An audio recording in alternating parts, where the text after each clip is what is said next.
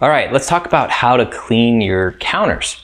So depending on the type of counter you have, you're gonna need a different type of product.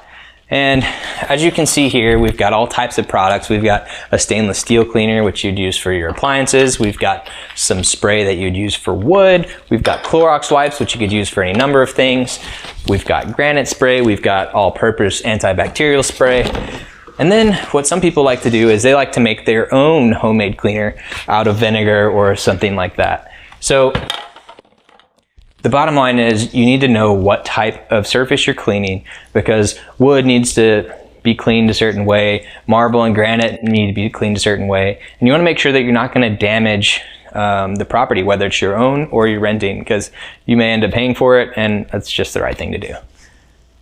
Lastly, let's talk about a couple things you may want for your fridge.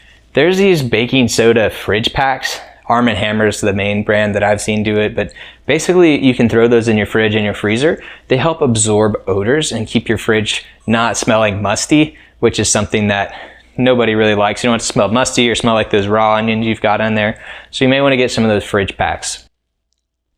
There's also something you may want to get is a thermometer.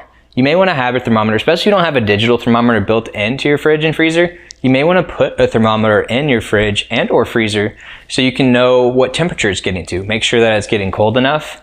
And also you can put it in different parts of your fridge or freezer to see, oh, okay, you realize my door is not getting cold enough. The back is getting cold enough, whatever.